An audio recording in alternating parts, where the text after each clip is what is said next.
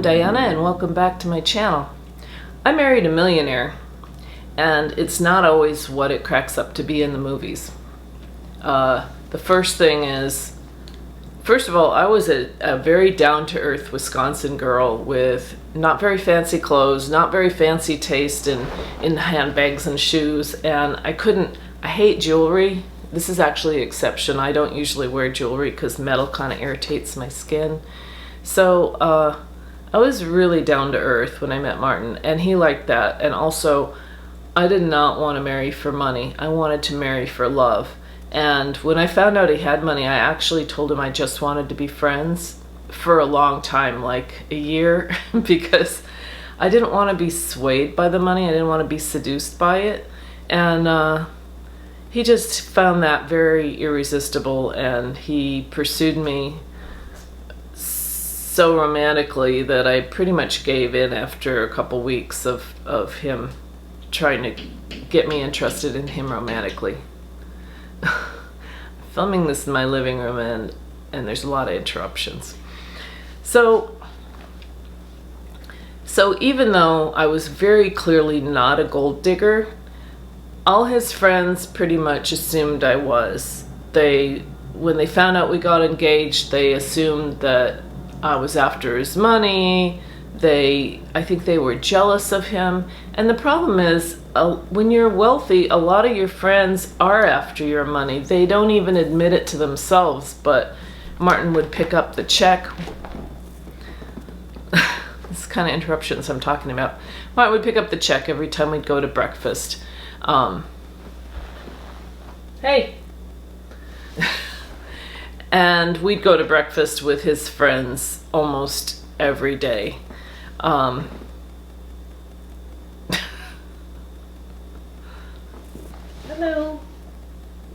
So the other thing is, when we got engaged, we went to a big fundraiser where they were selling, it was basically a Boy Scout fundraiser. They were auctioning off trips to Nantucket and diamond rings, and I was looking at the diamond ring actually because Martin had just proposed to me and we didn't even have a ring yet, and he was going around introducing me to all the people at this big fancy party as his future wife. Now, Martin was voted the most eligible bachelor in Glendale the previous year, so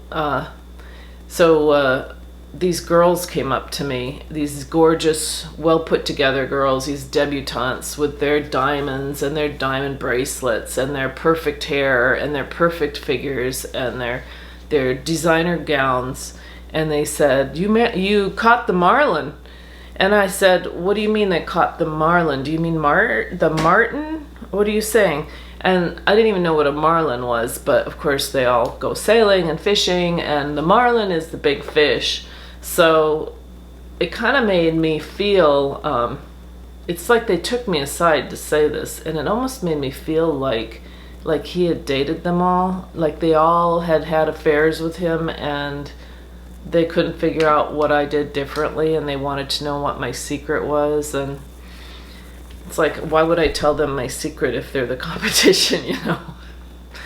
But basically what he loved about me was that I wasn't after his money. The problem is, when you have a lot of money, everybody expects you to pick up the tab. And later, I had a lot of money, and I didn't really realize that a lot of my friends were around for that period. But then when I had no money, when I was broke after my divorce, and when I was struggling to pay for my house, a lot of them didn't return my phone calls, or I had a friend who was a godmother of my daughter, and she was actually a billionaire. She is a billionaire. And I asked her for help at one point, and it was a very simple request. It was not like, give me money or lend me money. It was like, I want to put a deed against my house for a business loan. I'll pay you 10% interest. I'll return it within 30 days. Because I was closing my house and I was trying to clean it up and get the move accomplished, and I was desperate. I had nothing left, and we didn't have food to eat for a couple days. We were so broke, and she basically said, no, I don't think so, you know. And I said, why? And she said because she had lent somebody money in the past and she had failed to put the deed against their house and she didn't want to be in that position again. Okay, fine, that's her right. I mean, I'm not entitled to her money, but the fact that she wasn't there for me and she was the godmother of my child kind of shocked me, because I'd been there for a lot of people over the years. As a wealthy person for a while, I was very generous with my friends. I would give $10,000 to a friend so their kid could go to school, or I'd give $1,000 to someone when we were in Las Vegas because they had no money left to gamble with, and I wanted them to put it all on red or black and see what would happen, you know. And just I was helpful to others with my money, and I had the misconception that giving to these people would make them my friends and that it would come back. But when I was desperate for cash, very few people came through. Even my closest family disappointed me in ways that I was shocked at. My own closest relative told me he would never give me a dime, ever. And that was at a time when I didn't ask for money. I was just telling him what was going on with me. And he said that, and it kind of made me feel like I was all alone in the world. So that's one aspect of having money. People are your friends when you have it, and then when you don't have it, you find out crushingly, either they were jealous when you did have it, or they just have no interest in you when you lose it. Of course, once I sold my house, people started coming out of the woodwork again who used to be my friends, mentioning their money problems and how they could really use a loan, or wow, you know, we should get back together again, and do you need to get a massage, or gee, I used to do your facials, and hey, how are you doing now, you know. It's disappointing. So Martin had to deal with that a lot. I saw that when he had money. So Martin also had this super lucky ability, this mechanical ability to make things work. Something would be broken, he'd pick it up and it would work. I mean, it was kind of magical. And he had this ability to, like, he'd go in a crowded parking lot in the Super Bowl, and every stall was taken, and he would drive right up to the front confidently, and right in the front row someone would pull out and he'd get the front spot, you know, parking spot. That's the kind of guy he was. He was super lucky. We'd go to Vegas, and you know, he'd be the one that win at craps, and the guys had nicknames for him in Las Vegas. But he didn't believe in psychic abilities, and he didn't believe in ghosts when I met him.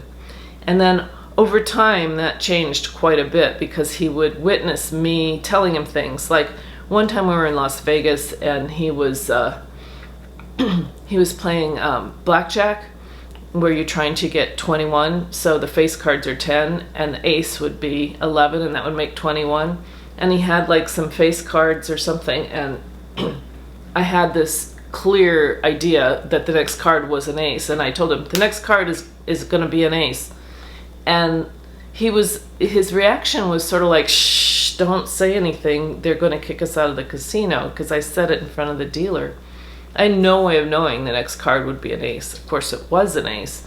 Or one time we were waiting in line to watch David Copperfield, because Martin had done an effect from David Copperfield's show.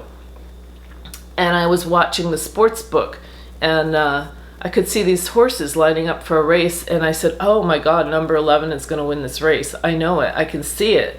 And so Martin, by this time, believed in me and gave me $100 and said, go place a bet on number 11. So I go over to the sports book while they're all standing in line, him and his cousins and his sister, his sister-in-law, his brother.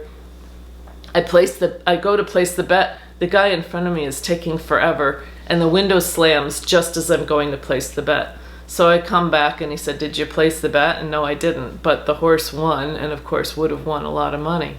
Or this started actually with a hockey game.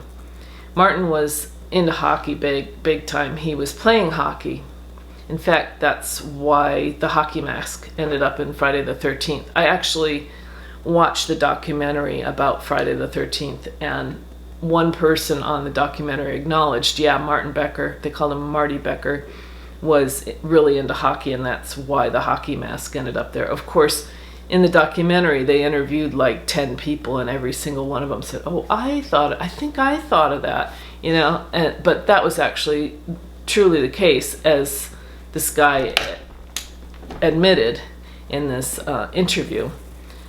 But anyway, Martin was really into hockey, so the second day I saw him, which was like, you know, 2 days after I met him, it was like our first date. He invited me to see him play hockey. Of course, I go to this game, and there's all these guys skating around on the ice with all this gear, and I couldn't tell which one was Martin. So all of a sudden he skates up to the glass and bangs it with his stick. And I was like, oh, that must be Martin. So after the game, he takes me in the little shop of the ice rink, and there they had all these little keychains of all the different hockey teams and a little hockey guy. And for some reason, I was super drawn to this one. I think it was the Maple Leafs, blue with like a white maple leaf, and the guy holding a stick, a little cartoon guy. And Martin said, pick one. He said, pick one, which one you think will win the Stanley Cup. And so I picked the Maple Leaf guy, and I knew nothing about hockey, and sure enough, the Maple Leafs won that year. He did place the bet because I picked it, because it's sort of like this thing in Vegas when you blow on the dice as a woman. I'd just watch him gamble, you know, and blow on the dice, and then he'd win. So he wanted me to pick the hockey team. But the fact that I picked the Maple Leafs was, I guess they were a really good team to begin with. So he placed the bet, and he won. And there was a time, he just over time, he started picking up that this stuff is real. One time I sat up in bed and I said, oh my God, there was an earthquake. I had a dream. It was a really vivid dream of being in a house where the furniture was all in the middle of the room and the walls were made of paper. And I thought, this has got to be Japan. And in my dream, the walls collapsed on me and I was being killed, I think. Shot up in bed, and I said, there was an earthquake, turn on the news. So we turn on the news, and there's no earthquake. And I think it's strange, because I know this was a premonition. And I said, no, there was an earthquake. There was an earthquake. I know there was. It was like in Japan or something. So we decide, I guess I was wrong. I decide, okay, maybe I was wrong. 5 minutes later, the news comes on. There was a Kobe earthquake, the Kobe earthquake in Japan, and people were killed. And he saw that. He saw things like that. I mean, there was no way that I overheard the news from a radio or something in the other room or anything like that, because it hadn't hit the news yet until that 5 minutes later when it came on. So, so I pretty much made Martin a believer over time. And then, of course, me seeing his mother, I told him about that right away. I saw his mother's ghost, and of course, he thought that was a little odd, but over time, when we had a little girl and she started saying there was a woman in her room, he'd start believing stuff. Or when Michael pointed at the lamp and said, on, and the lamp turned on. So Martin started believing in ghosts and psychic phenomena.